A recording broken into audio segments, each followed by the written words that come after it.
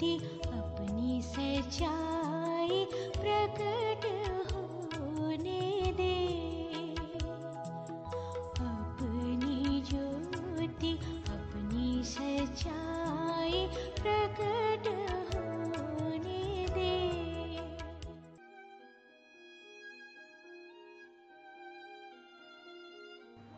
परमेश्वर के रहस्य बाटिए भाई भक्त सिंह के द्वारा। अप्रैल 8, परमेश्वर की महिमा के रहस्य। मिलाप वाले तंबू पर बादल छा गया।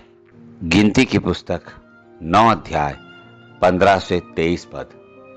यह वह दूसरा बड़ा सबूत था कि परमेश्वर उसकी पूरी महिमा में उनके बीच में था। उनकी आंखें हमेशा उनके बीच में लगे तंबू के ऊपर ठहरे बादल पर ही लगी रहती थी। जब भी वह बादल तंबू के ऊपर से उठता था, चाहे सुबह या दोपहर या संध्या या मध्यरात्रि को, इस्राएल की संतानों को उसी समय उठकर चल देना होता था।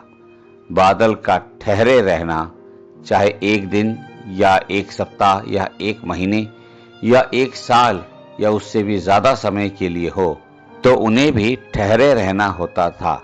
वे आगे नहीं बढ़ सकते थे, लेकिन जहां कहीं बादल जाता था, उन्हें वहीं वहीं जाना पड़ता था। इन दो महान चिन्हों के द्वारा हम जान सकते हैं कि परमेश्वर की महिमा उसके लोगों के बीच में थी। फिर पहला शमूएल 4 अध्याय का 22 पद में हम यह पाते हैं कि उनके बीच में से महिमा चली गई थी। इसके अनेक कारण थे। आइए हम लोगों के आत्मिक पतन के अनेक कारणों में से कुछ कारणों पर विचार करेंगे। न्यायों की पुस्तक 21 अध्याय के 25 पद में उनकी नाकामी और सूखेपन की सबसे बड़ी वजह यह थी कि प्रत्येक पुरुष वही करता था जो उसकी दृष्टि में ठीक था। पहला शमूएल 2 अध्याय 12 से 17 पद में हम उनके नाकाम होने की दूसरी वजह पाते हैं।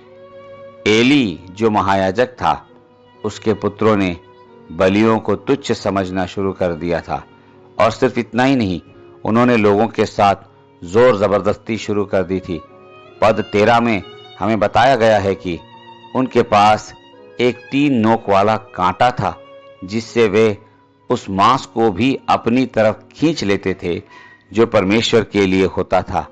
आज भी 3 नोक वाले कांटों से यही किया जा रहा है, अर्थात जो आदर परमेश्वर को दिया जाना चाहिए वह मनुष्यों को दिया जा रहा है, जिसकी वजह है धन का प्रेम, शक्ति का प्रेम और बड़े नाम का प्रेम।